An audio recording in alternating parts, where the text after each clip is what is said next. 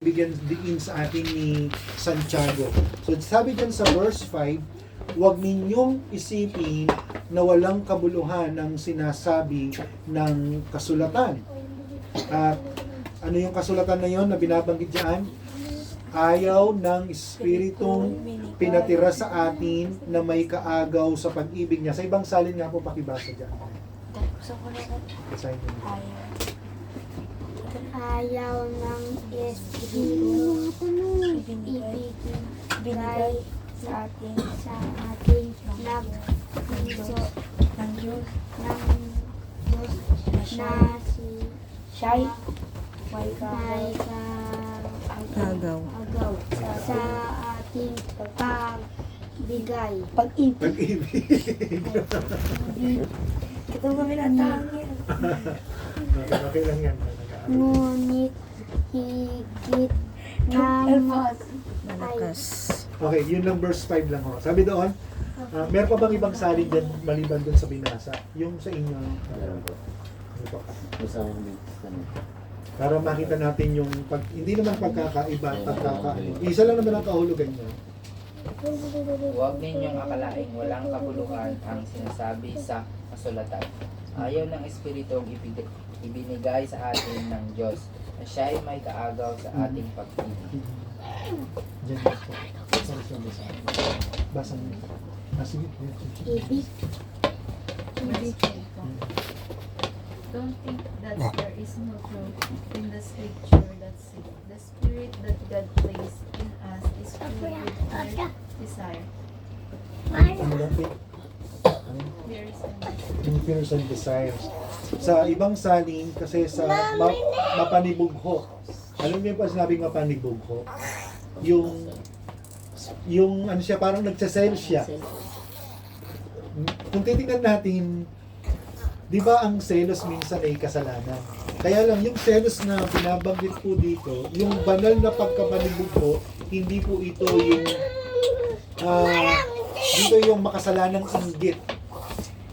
Kasi sabi diyan, ayaw ng Diyos na pinatira sa atin na may kaagaw sa pag-ibig niya. Para bang ibig sabihin, ay ayaw niya na meron tayong iniibig na iba. Tinuruan tayong magmahal ng Diyos. Amen po. Amen. Tayong mga may mga asawa, mahal natin sila. Ngayon, yung pagkapanibugho ng Diyos sa atin, ayaw niya, hindi ito yung panibugho o pagsiselos na makasalanan. Ito ay jealous, holy jealous. May biglang sabihin, banal na paninibugho. Ang ayaw niya doon sa tao na mas pinipili natin inuuna natin yung iba kaysa sa kanya. Inuulit ko po, no, hindi masamang magmahal doon sa tamang mamahalin. Nagseselos ang Diyos sa atin kapag higit nating mahal ang iba o anumang mga bagay kaysa sa Kanya. Kaya nga meron siyang kautusan, di ba? Yung 2 utos na sinabi ng Panginoong Yesus. Ibigin ninyo ang Diyos ng buong puso, ng buong lakas, ng buong kaluluwa, at ng buong pag-iisip. Pagkatapos sinabi niya, ibigin ninyo ang inyong kapwa gaya ng inyong sarili. Una niyang binanggit yung pagmamahal sa Kanya. And that's the priority na gustong idiin sa atin. Kaya ang Diyos, marunong din siyang magselos. Kagaya natin. Di ba tayo ay nagseselos?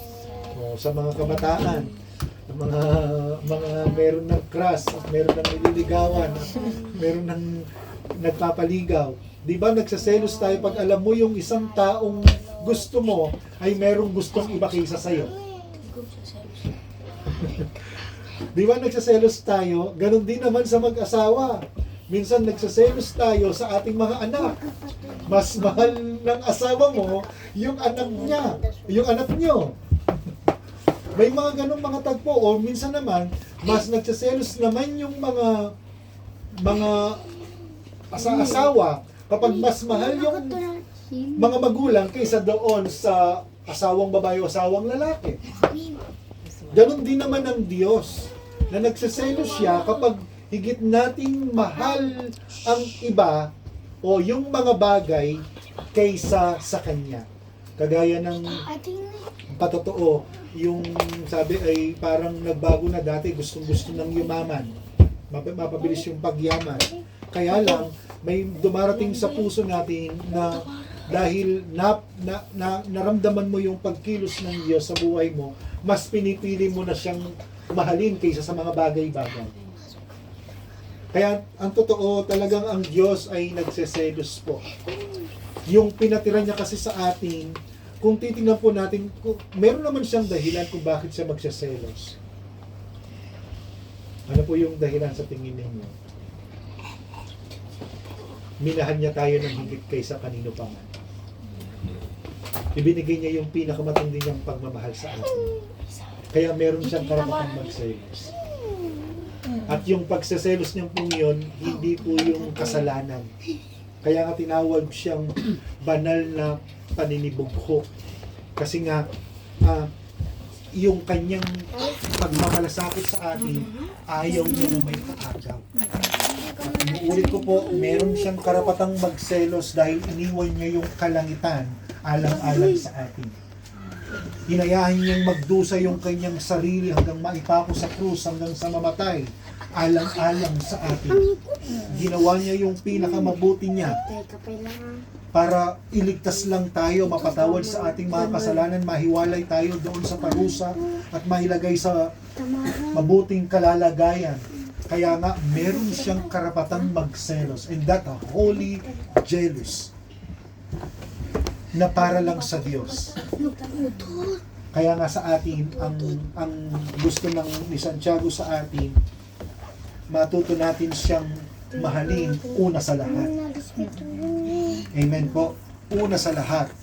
Yung mga bagay sa mundo, kaya nga meron din siyang talidhaga, meron din siyang ikinuwento patungkol sa paglilingkod. Ano yung pipiliin mo? Hindi pwedeng maglingkod sa dalawang Diyos. Ibigin yung isa, kapupuotan yung isa. Yung kayamanan at ang Diyos, hindi pwedeng pagsabayin yun. Kaya nga talagang maunang pipiliin mo ang Diyos kaysa sa kayamanan. Kasi kapag ang Diyos ang pinili mo, mayaman ka na. Bakit po? Kapag ang Diyos ang pinili mo, lahat ng bagay ay nasa sa iyo na. Kasi siya ay naglikha ng langit at ng lupa. Kaya mas piliin natin unang mahalin ng Diyos kaysa kanino pa man o kaysa sa ano pa mang mga bagay. Bakit?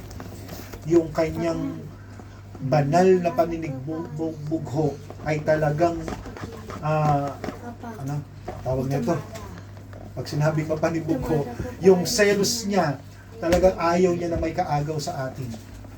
Pinatira niya yung kanyang espiritu sa atin, yung Holy Spirit na yon, yun yung talagang umaakay sa atin para mahalin natin siya ng higit kaysa kanino pa man. Kaya yun ang makikita po natin diyan sa verse 5 na yan, na binabanggit po diyan yung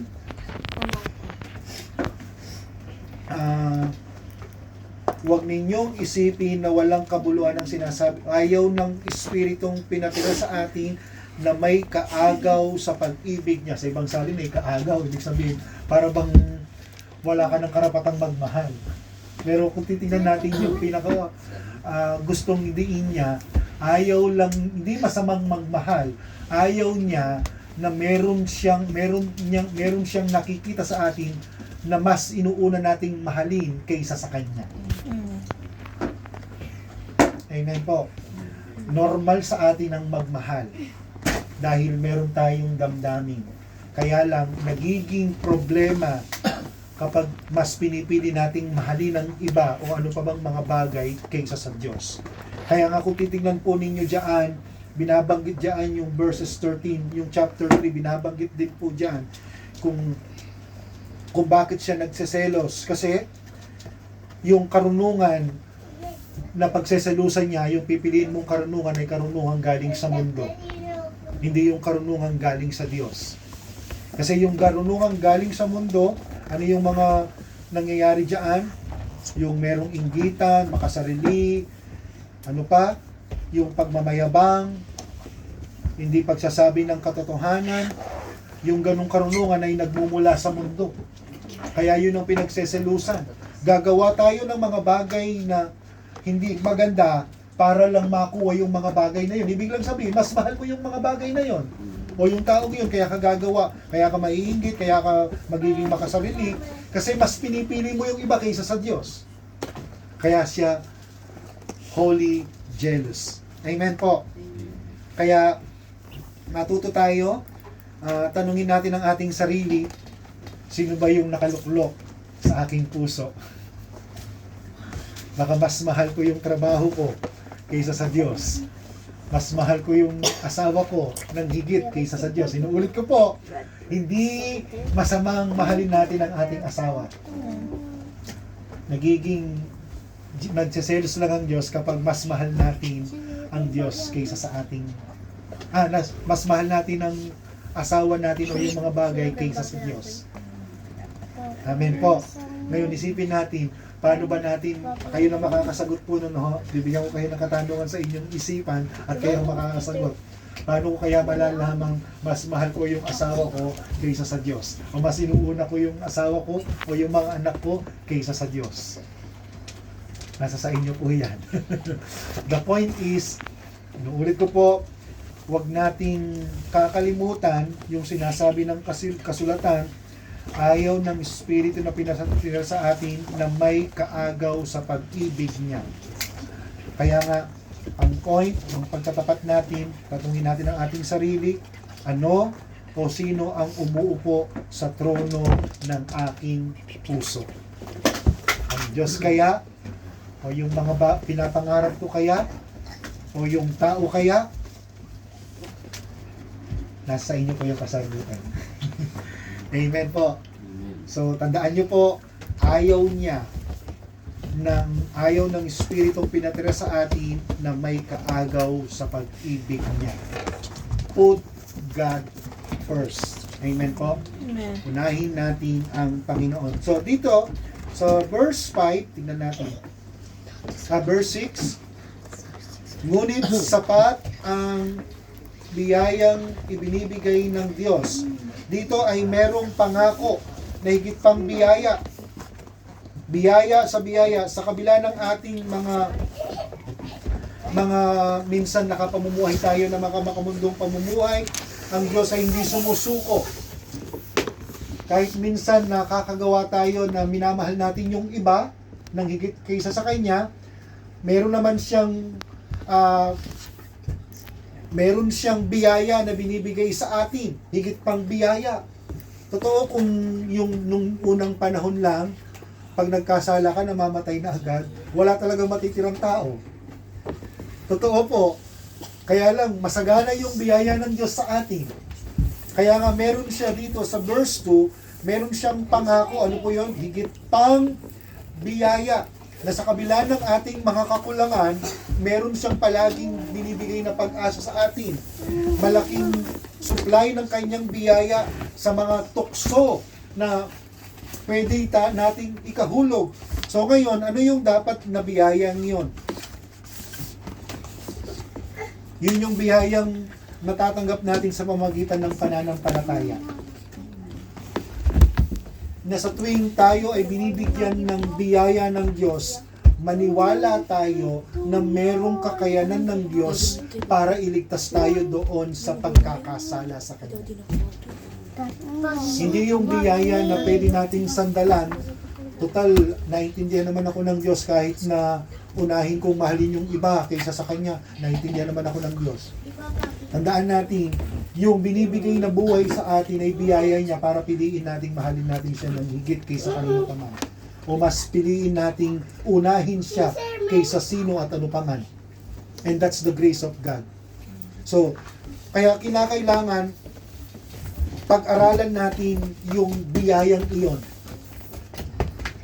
Ano ba yung biyaya? Puntahan natin yung Titus chapter 3. Atras tayo.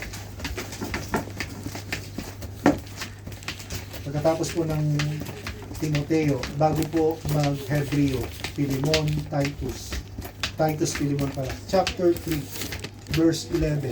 Tingnan niyo po yung 11. Sapagkat ang biyaya ng Diyos na nagbibigay ng kaligtasan ay inihayag na sa lahat ng tao. Ano daw po yung biyayang yon? Ito ang nagtuturo sa atin na talikuran ang kasamaan at makamundong pagnanasa. So, ibig sabihin, tama-tama yung sinabi ni Santiago doon. Ano yung mga makamundong pagnanasa? Yung pagkainggit, pagkamakasarili, gagawa ka ng mga bagay na ikakasama ng iba para lang makuha yung gusto mo. Pwedeng manira tayo ng kapwa para lang makuha yung gusto. Pwedeng dayain natin yung kapwa para lang makuha yung gusto. Makamundo po yun. Kaya sabi doon, na makamundong pagnanasa, kaya mamuhay tayo sa makamundong ito ng maayos, matuwid at makadiyos habang hinihintay natin ang napakagandang pag-asa na walang iba kundi ang maluwalhating pagbabalik ng ating dakilang Diyos at tagapagligtas na si Jesucristo. Kaya yung biyaya, yun yung nagtuturo sa atin upang talikuran yung mga kasalanan. Say no to ungodliness and yes to God. Yun po yung biyaya. Yun yung kalugan ng biyaya. Kaya pagkatapos nating malaman na ang Diyos ay nagseselos kapag meron tayong pinipiling mahalin na iba higit kaysa sa Kanya o inuuna yung iba kaysa sa Kanya, nagseselos siya. Gayunpaman, nagbibigay pa rin siya ng biyaya. At ano yung biyayang yon? Hindi para mamuhay ka doon sa nasasaktan ang Diyos dahil nagsiselos siya. Hindi. Yung biyayang yun yung aakay sa atin upang unahin na natin siya. Napiliin na mahalin siya ng higit kaysa kanino paman.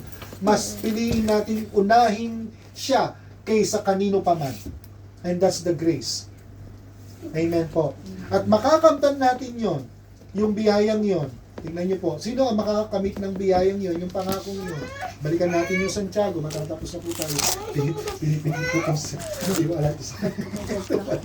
Dali ang pagpindot ko. Tingnan niyo po yung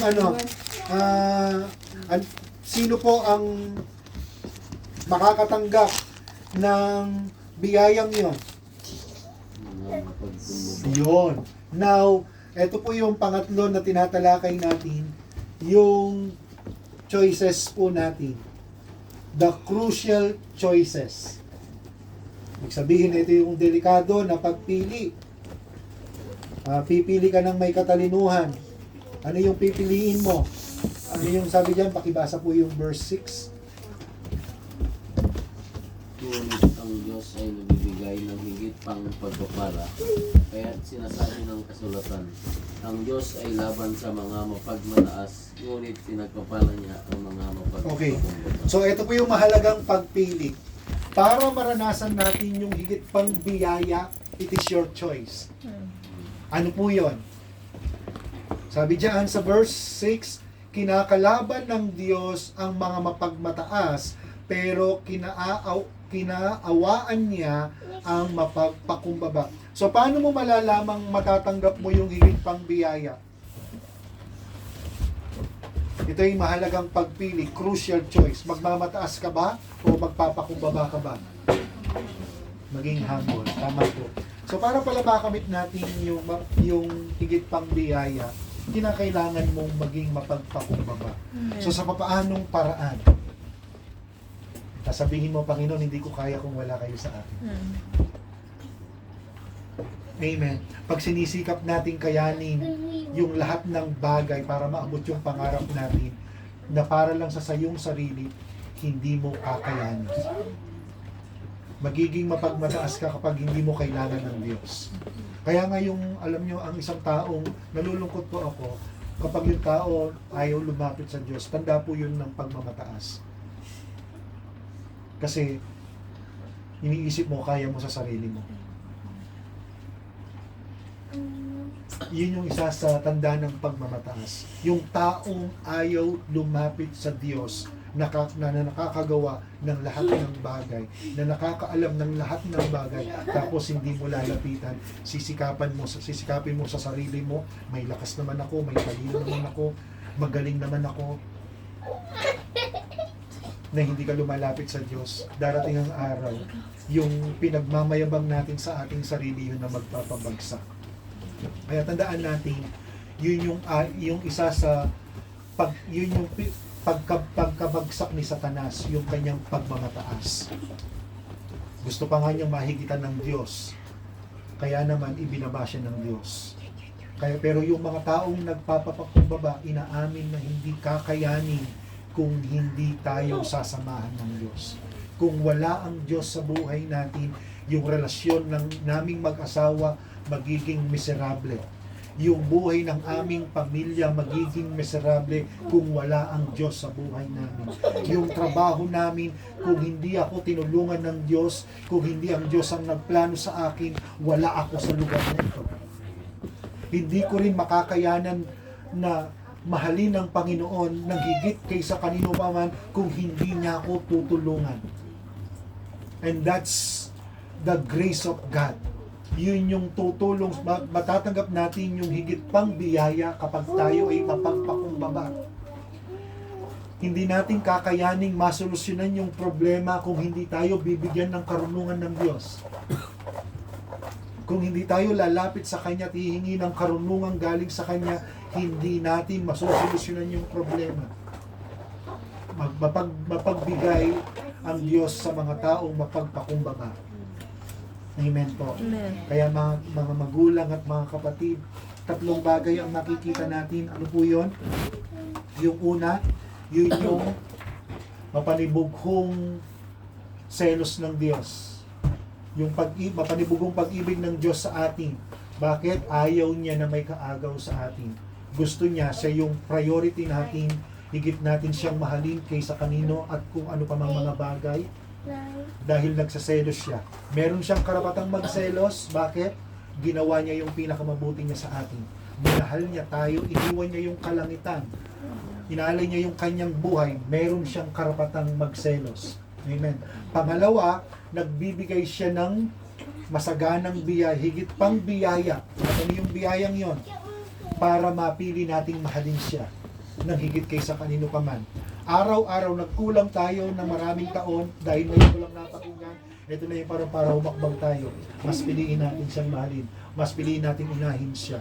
Ngayon, para matanggap natin yung higit pang biyaya, ito yung mahalagang pagpili. Ano po yun? Magpipili ka ba na magmapataas o magpapakumbaba ka? Magpapakumbaba. Dahil yung taong mapagpakumbaba, inaamin niya na hindi niya kakayanin kung wala ang Diyos sa kanyang buhay. Kaya naman, siya yung makakatanggap ng higit pang biyaya. Amen po. Kaya nga ngayong gabi, it is your choice. I-apply po natin. Tandaan natin, yung kinakalaban ng Diyos ang mga mapagmataas. Tandaan nyo, pwede natin, ang pagkalaban natin ng si Satanas, kaya nating talunin. Amen. Pero kapag ang Diyos ang kalaban mo, makakapanalo ka kaya. Isipin ninyo, kapag kalaban mo ang Diyos, sino ang pwedeng magwagi sa Kanya? Kaya ang mahirap kalabanin po ang Diyos. Kaya may babala kapag kinalaban mo ang Diyos. Wag ka nang mag-expect pang manalo. Dahil walang sino man ang pwedeng makapanaig sa Diyos. Kaya nga mahirap pong kalabanin ng Diyos at makakalaban lamang natin siya kapag tayo ay nagmamataas. At ang mga kumakalaban sa Kanya dahil sa Kanyang pagmamataas, ibinabagsak siya ng Diyos. Pero yung taong nagpapakumbaba, inaamin na kailangan niya ang Diyos, hindi niya makakamit yung mga bagay-bagay na ninanasan niya nang wala ang Diyos, yun yung kanyang tutulungan para makamit yung nasa ng kanyang puso. Kaya naman, mga kapatid, tandaan natin itong message ng Diyos sa atin. Piliin nating mahalin siya na higit kaysa kanino pa man. At nang sa ganun, ano man ang ating hilingin, idaragdag na lang din ng Panginoon. At tandaan po natin, meron pa siyang higit na biyaya na binibigay sa atin, yun ay makakamtan natin kung tayo ay magpapakumbaba lagi sa kanyang harapan. Amen po. So, salamat po at yun po ang message ng Panginoon sa atin.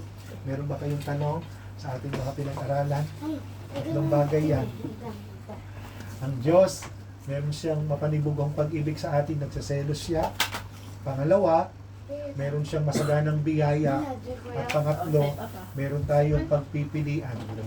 It is our choice, mahalagang pagpili, pagpakumbaba at mapagmataas. Tandaan ninyo, kapag pipiliin natin na mapagmataas, makakamit natin yung higit pang biyaya. Pero pag pinili natin yung pagmamataas, kinakalaban mo ang Diyos. At wala tayong kalaban-laban dahil yung kalaban natin ay makapangyarihan sa lahat. Pero naniniwala po ako, pipiliin ninyo yung magiging mababa sa harapan ng Diyos. Sabihin natin ngayong gabi, Panginoon, kailangan ko po kayo. Sabihin po natin, Panginoon, kailangan ko po kayo. Yes, kailangan namin kayo. Kailangan namin ang inyong tulong.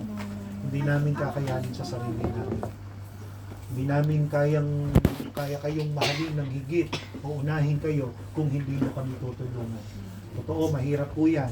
Kasi yun ngang mahirap mahalin yung hindi natin nakikita. Diba? Ang hirap mahalin, hindi natin nakikita ang Diyos.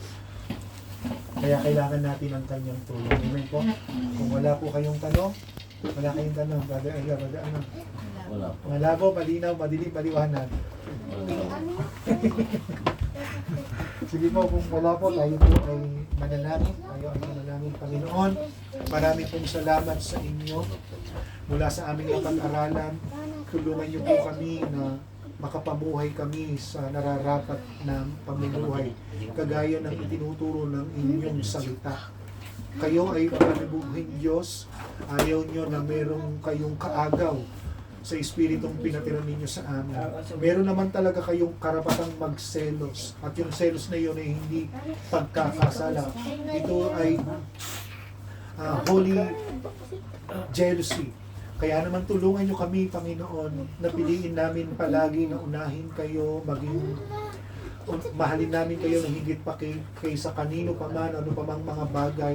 At nang sa ganon, O Diyos, yung mga bagay-bagay na hihilingin namin ay idaragdag nyo na lang. Gayon pa man, Panginoon, may mga tagpo na minsan napipili naming unahin yung iba kaysa sa inyo.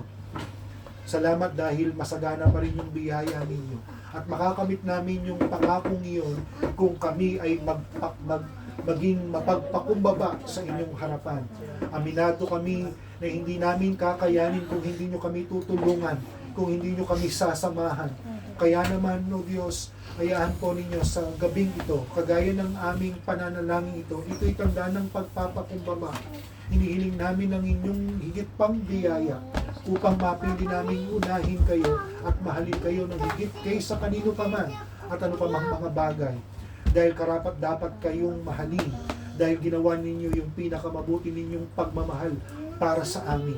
Kaya naman tulungan yung bawat isa sa amin, O Diyos, sa aming pamilya, sa aming kanya-kanyang asawa, sa aming mga anak, maging sa trabaho namin, higit kayong mahalin namin, higit kayong unahin namin kaysa sa mga nabanggit namin ito, O Diyos. Dahil kayo ang Diyos na nagmahal sa amin ng lubos. Salamat po, pagpalain niyo po ang inyong mga salita na aming napag-aralan at hayaan po ninyo maitanim sa aming mga puso. Mahalagang piliin namin na maging mapagpakumbaba na lumapit sa inyo.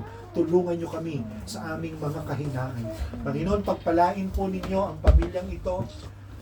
Alam nyo ang kanilang kalalagayan, yung mga nalalabi pang mga araw o buwan na pamamalagi po nila sa bansang Macau. Hayaan po ninyong matanggap nila ang pabor at ang probisyong galing sa inyo. Hiwalay ang mga pamilyang ito sa mga uri ng karamdaman at sakit at patuloy niya ingatan ang kanilang mga kalusugan, makatagpo yung kanilang mga pangangailangan at ma-enjoy nila, O Diyos, yung kanilang buhay sa lugar na ito. At maging higit sa lahat, maging buhay na patotoo sila sa kanilang pag-uwi na masabi nila na dahil sa inyo nakarating sila sa Macau, dahil sa inyo pinagpala niyo sila, dahil sa inyo nabago yung kanilang buhay, dahil sa inyo nagkaroon sila ng kaligtasan. Yun po yung higit kong kahilingan, na yun yung maging patotoo nila sa kanilang pag-uwi sa aming bansa. Maraming salamat po, at habang ginagamit niyo po yung aming mga kapatid na nagtatrabaho sa lugar na ito pa matugunan ng kanilang mga pangangailangan, dalangin ko po, palakasin niyo lagi ang pisikal ng pangangatawan ng aking mga kapatid na nagtatrabaho sa Macau. Ilayo din sa anumang uri ng karamdaman at sakit, at patuloy pang pagpapala ang aking hinihiling. Higit sa lahat, pagpapalang espiritual na lalo pa nila kayong makilala ng higit pa sa kanilang inaasahan sa pag-aaral namin ng inyong salita, maging sa kanilang pagbubulay-bulay. Dalangin ko rin sa tamang panahon, bigyan nyo sila ng pananabik na makadalo sa mga gawain upang sama-sama, lalong-lalo na sa araw ng linggo, upang sama-sama namin kayong pasalamatan at sambahin. Yun yung isa sa tanda na kayo yung kanilang inuuna at minamahal nila kayo ng higit pa doon sa sino pa man at ano pa mang mga bagay. At anumang pa yung kanilang mga panalangin, hindi ko mamabanggit sa gabing ito. Alam nyo yung laman ng kanilang puso at laman ng kanilang isipan. Dalangin ko, abutin nyo po ito ayon sa inyong kalooban. Salamat po, at aalis po kami sa tahanang ito. Iiwan po namin ang kapayapaan galing sa inyo at ang kapangyarihan ninyo na siyang pinangako po ninyo na sumasa kanila, yung ng banal na Espiritu na siyang gagabay at papatnubay sa lahat ng kanilang gagawin. Salamat po sa inyo. Maraming salamat po. Ang pagpapala ay sumaaming lahat sa pangalan po ng aming Panginoong Yesus. Amen. God bless you po. God bless you.